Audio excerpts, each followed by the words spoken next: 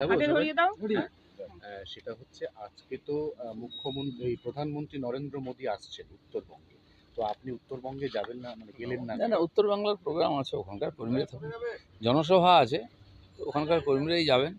কলকাতায় যখন আসবেন আমরা এখানে থাকবো। হ্যাঁ, কিন্তু সেখানে আজকে তো তো আপনার মানে সবাই সুকান্ত মজুমদার, শুভেন্দু অধিকারী যারা লিডার আছেন তাদের প্রোটোকল থাকে, তাদেরকে থাকতে হয় প্রাইম মিনিস্টারের সঙ্গে। আমি কোনো পদাধিকারী নেই, আমি সাধারণ কর্মী হিসেবে এখানে যখন আসবেন সেখানে যাব। দিলীপ ঘোষ পদাধিকারী নয়, কিন্তু দিলীপ ঘোষ যে অত্যন্ত সক্রিয় কর্মী বিজেপির, সেই জন্য মাঠে সক্রিয় আছে, কর্মীদের সঙ্গে আছি, আমি সাধারণ কর্মী, সাধারণ কর্মীদের সঙ্গেই আছি। না, এটা তো ডাক পেয়েছে। আপনি এই পশ্চিমবঙ্গে এটা মানতে কোনো বাধা নেই যে বিধায়ক সংখ্যা ৭৭ পর্যন্ত তুলেছেন, সাংসদের সংখ্যা ১৮ পর্যন্ত তুলে দিয়েছেন। আপনার যে এফোর্টটা, আপনার যে অবদান, সেটা কি দল কোনোভাবে অস্বীকার করার লাইনে হাঁটছে? স্বীকার অস্বীকার কে করলো না করলো তাতে কোনো ফারাক পড়বে না। আমাকে পার্টি যে দায়িত্ব দিয়েছে আমি নিষ্ঠার সঙ্গে সেটা পালন করেছি। এবার যে কাজটা অসম্পূর্ণ আছে পরবর্তী যারা আসবেন তারা পূর্ণ করবেন। পার্টি এগোতে থাকে, চলতে থাকে। আমরা সাধারণ কর্মী, পার্টি যেমন দায়িত্ব দেয় সেটা করি, আর আমাদের অবদান রাখার চেষ্টা করি যাতে পার্টি লাভবান হয়। আজ পার্টি এত বড় হয়েছে বলে আমরাও নেতা হয়ে গেছি, আমাদেরও সম্মান বেড়েছে। বাকি আগামী দিনে কাজ এগোতে থাকবে, সবাই তাদের যোগদান দেবে, আর প্রত্যেক কর্মীর পার্টিতে যে জায়গা সেটা পার্টি তাদের দেয়। দিলীপদা, আপনি এখনো পর্যন্ত ফিজিক্যালি অ্যাক্টিভ, আপনি প্রচন্ড এনার্জেটিক, ভালো বক্তা। আপনার হাত দিয়ে দল ওই পর্যায় পর্যন্ত উঠে গেছিল, তাহলে এখন দল আপনাকে কাজে লাগাতে সেই চাইছে জন্য না কেন? পার্টি আমাকেও সম্মান দিয়েছে, মর্যাদা দিয়েছে, আমাকে সর্বভারতীয় দায়িত্ব দিয়েছে। তারপর নির্বাচনের জন্য সবাইকে যারা নির্বাচন লড়েছিলেন তাদেরকে পার্টির কমিটি থেকে আলাদা করা হয়েছিল যে আপনার ইলেকশন লড়ে নিন। ইলেকশন হয়ে গেছে, নতুন করে কমিটি হচ্ছে। সারা ভারতবর্ষে আমাদের সাংবিধানিক পদ্ধতিতে একবারে নির্বাচিত প্রেসিডেন্ট এবং কমিটি হচ্ছে। তো এবার আমরা সবাই আছি, নতুন কমিটিতে কে কোথায় জায়গা পায় দেখে সেভাবে কাজ হবে। কিন্তু দিলীপ তা ঘোষ তো আপনার কোর খারাপ লাগে কমিটির না? সদস্য। দিলীপ আপনার ঘোষ তো- খারাপ লাগে না? না, খারাপ লাগবে কেন?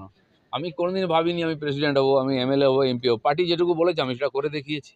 আবার পার্টি যদি আমাকে দায়িত্ব দেয় আমি সেটা করবো। আমাকে যদি পার্টি বলে তুমি সাধারণ কর্মী হিসেবে কাজ করো, তো পার্টির মধ্যে থাকবো, তো পার্টির কাজই করবো। এর জন্য আমার কোনো দুঃখ নেই, আশা প্রত্যাশাও নেই। আপনার বিয়ের দিন সকালবেলা আপনার বাড়িতে সুকান্ত মজুমদার গিয়েছিলেন, অনেক বিজেপি নেতা গিয়েছিলেন, কিন্তু আপনার এই জগন্নাথ মন্দির মুখ্যমন্ত্রীর আহ্বানে সাড়া দিয়ে ঘুরে আসার পর থেকে আপনার সঙ্গে এই রাজ্য স্তরের বিজেপি নেতারা তারা যোগাযোগ রাখেন? অনেকের যোগাযোগ রাখেন, অনেকে দেখাও করছেন। এর আগেও অনেকবার এরকম অনেক ব্যাপার নিয়ে দ্বিমত হয়েছে। যারা নিজের জায়গা নিয়ে একটুখানি চিন্তায় থাকেন, অস্তিত্ব সংকটে থাকেন, তাদের একটু ভয় আছে। দিলীপ ঘোষ কোনো জায়গার জন্য লড়াই করে না, দিলীপ ঘোষ পার্টির জন্য লড়াই করেছে। আর তারপরেও আমি এই জন্য এই ভারত পশ্চিমবাংলার সাধারণ নাগরিক, আর সেই হিসাবে আমার একটা দায়িত্ব আছে। আমি একেবারে এই বয়কট আপন পর কোনোদিন বিশ্বাস করিনি, আগামী দিনেও করব না। আমার মনে হয় কোনো পার্টি সংগঠন এটা করতে পারে না। কিন্তু ভারতীয় জনতা পার্টিতে আছে, পার্টির কর্মী হিসেবে পার্টির নীতি আদর্শের সঙ্গে, ডিসিপ্লিনের সঙ্গে আছে। আমি জানি না কে এই ধরনের পলিসি ঠিক করে, এটা চলবে না ওটা চলবে না। বিজেপি কোনোদিন এরকম বলেছে বা করেছে আমার জানা নেই। দিলীপ ঘোষ তো কোর কমিটির সদস্য, প্রধানমন্ত্রীর সভায় ডাক কোর পেয়েছে। কমিটি মিটিং হলে যাবো। অন্য প্রশ্নে যাই এবার। আচ্ছা। চলো। মেমারিতে বাবা মাকে খুনের পর বনগায় হামলা, মানসিক ভারসাম্যহীন অভিযুক্তকে ছিনতাই করতে থানায় চড়াও জনতা, ভাঙচুর হয়েছে গতকাল রাতে, আহত 2 জন, পুলিশ। এই ধরনের ঘটনা, থানা আক্রমণ করা, দুষ্কৃতকারীদেরকে ছিনিয়ে নিয়ে আসা পুলিশের কাছ থেকে, এই সংখ্যা কিন্তু সারা পশ্চিমবাংলায় বাড়ছে। তার কারণ পুলিশ প্রশাসনের প্রতি মানুষের যে ভয় সেটা কমে যাচ্ছে, দুষ্কৃতরা দাপিয়ে বেড়াচ্ছে, ফলে এই ধরনের ঘটনা ঘটছে। ছোটোখাটো ঘটনা হসপিটাল ভাঙাভাঙি হয়ে যাচ্ছে কেন? কারণ এই প্রশাসনের কোথাও কোনো কন্ট্রোল নেই, আর প্রশাসনের প্রতি কারো কোনো ভয় নেই। ফলে অ্যান্টি সোশ্যালটা, বদমাইশ লোকেরা দিনে দিনে সমাজের মধ্যে খুব প্রভাবী হয়ে যাচ্ছে। এটা সাধারণ মানুষের জীবনকে ব্যতিব্যস্ত করে দিচ্ছে। ডায়মন্ড হারবার থানার পাশে গুদাম, সেখানে বেআইনি বাজি মজুদ ছিল, গতকাল রাতে বিস্ফোরণে বেশ কয়েকজন আহত হয়েছেন। বাজি ছিল কি বম ছিল কি করে বললেন আপনারা? ডায়মন্ড হারবার একটা মডেল হয়ে গেছে যেখানে যা ইচ্ছা করা যায়, সেটা ডায়মন্ড হারবার মডেল। যত দুষ্টতাকারী সমাজ বিরোধীরা ওখানে দাপিয়ে বেড়াচ্ছে। আর এই ধরনের বেআইনি মজুদ হয় কি করে?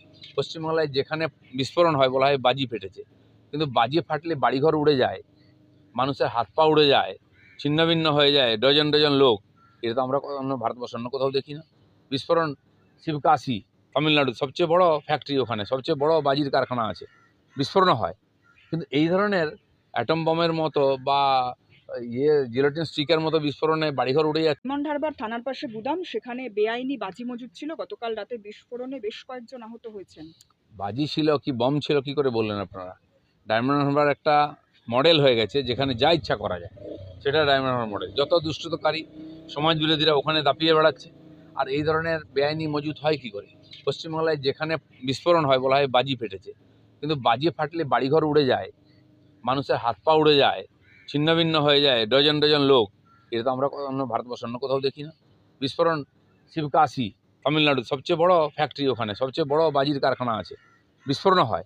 কিন্তু এই ধরনের অ্যাটম বমের মতো বা জিলোটিন স্টিকের মতো বিস্ফোরণে বাড়িঘর উড়ে যাচ্ছে আমরা কোথাও দেখি না। এটা কেন হয়? আর এটাকে চেপে দেওয়ার চেষ্টা হয়। আজ বঙ্গ সফরে আসছেন প্রধানমন্ত্রী, অন্যদিকে তৃণমূল কংগ্রেস তারা কটাক্ষ করছে যে আসছেন যখন, কেন্দ্রের যে টাকা আটকে রেখেছে কেন্দ্র রাজ্যের, সেই টাকা ফিরিয়ে আনুন, সেই টাকা নিয়ে আসুন, পরিযায়ী হয়ে আসবেন না। প্রধানমন্ত্রী টাকা নিয়ে আসছেন না, পশ্চিমবাংলার মানুষকে মেসেজ দিতে আসছেন যে যে দুঃখ কষ্ট আপনাদের চলছে, এত অনিয়ম চলছে, আইন শৃঙ্খলার সমস্যা চলছে, এর থেকে মুক্তির একমাত্র বিজেপির হাত ধরে, মোদির হাত ধরে। এই মেসেজ এর জন্য লোকে অপেক্ষা করছে। আর টাকা যদি চাইতে হয়, হিসাব নিয়ে চুপচাপ যান দিল্লিতে, বসুন, হিসাব দিন, টাকা নিয়ে চলে আসুন, কেউ না বলবে না। হিসাব না দিয়ে টাকা চাওয়ার অধিকার আপনাদের নাই। বিকাশ ভবনের সামনে চাকরিহারা শিক্ষক শিক্ষিকা থেকে আরম্ভ করে গ্রুপ সি গ্রুপ ডি তারা প্রত্যেকেই গত 22 দিন ধরে মাটি কামড়ে লড়াই করছেন। আজ মুখ্যমন্ত্রীর দরবারে যাচ্ছেন শিক্ষক শিক্ষিকারা, তারা মুখ্যমন্ত্রীর সঙ্গে দেখা করতে চান। দেখুন, একটা প্রবলেম আসে নতুন, পুরনো প্রবলেমকে আমরা ভুলে যাই, আপনারাও মিডিয়ার লোকেরাও ভুলে যান। আমি বলছি যে এসএসসির পরীক্ষার্থী যারা পাস করা বসেছিলেন 5 বছর ধরে, তাদের কথা আমরা ভুলে গেলাম? সেই প্রতিভাবান ছেলে মেয়েদের, তার কথা কি আলোচনা? প্যারা টিচাররা প্রায় 42,000 প্যারা টিচার আছেন। প্র্যাকটিক্যালি আজকে যারা পশ্চিমবাংলার শিক্ষা ব্যবস্থার মেরুদণ্ড, পার্মানেন্ট টিচার নাই, নেই। প্যারা টিচারে স্কুল চালান, ঘন্টি বাজান, ঝাড়ু মারেন, পরীক্ষা নেন, খাতা দেখেন, তাদেরকে ওই যে টাকা ওইটাতে আটকে রাখা হয়। তারা বছর বছর আন্দোলন করছেন, তার কথা কেউ বলছে না। পার্ট টাইমরা, এই ধরনের বহু সমস্যা, প্রাইমারির তাদের সমস্যা ভুলে গেছি। এখন 26,000-এর সমস্যা আমরা আছি, কদিন পরে 31,000-এর চাকরি চলে যাবে, সেটা নিয়ে পড়বো, এদের সমস্যা ভুলে যাব। তো সমস্যার সমাধান হচ্ছে না, সমস্যা বাড়ছে, আর সমস্যা পাহাড় জমে যাচ্ছে। মমতা ব্যানার্জি কোনো সমস্যা তৈরি না করে নতুন সমস্যা দিয়ে সেগুলো চাপা দেওয়ার চেষ্টা করছেন। কিন্তু পাবলিক মিডিয়া বা আমরা যেন ভুলে না যাই, এই সমস্যাটা পশ্চিমবাংলার সমস্যা। আরজিকর মেডিকেল কলেজ আন্দোলনের 3 মুখ, আসফাকুল্লা নাইয়া, অনিকেত মাহাতো এবং দেবাশিস হালদার, 1600 জনের মধ্যে বেছে বেছে এই 3 জনকেই পোস্টিং অন্য জায়গায় করা হলো এবং এরা 3 জন সহ ডাক্তাররা অন্যরা অভিযোগ করছেন দেখুন, যে আন্দোলন আরজিকর যে সমস্যার সমাধান তো হয়নি, দোষীরা সাজাও পায়নি, পীড়িতার মা বাবাও তাতে খুশি নন, সমাজ খুশি নয়, আমরাও খুশি নন।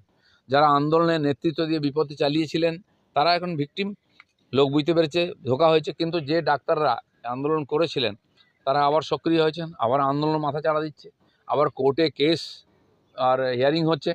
তো টিএমসি ভেবেছিল চাপা দিয়ে দিলাম বোধহয় আর কিছু হবে না, নতুন করে যেহেতু আন্দোলন চাপা পড়ছে, মানুষের ক্ষোভ ফেটে উঠছে, ভয় পাচ্ছেন ওনারা। আর ভয় পেয়ে কী করবেন? যারা নেতৃত্বে আছেন তাদেরকে ভয় দেখাচ্ছেন, তাদেরকে ট্রান্সফার করছেন। এইভাবে কোনো আন্দোলনকে দাবিয়ে রাখা যায় না, বন্ধ রাখা যায় না। আন্দোলন চলছে, ওইটা এবং অন্যান্য আন্দোলন সবই আছে, সময়ের অপেক্ষা, যে কোনো সময় বিস্ফোরণ হতে পারে। সেজন্য ভয়ের চোটে অন্যকে ভয় দেখানো, এই রাজনীতি চলবে না।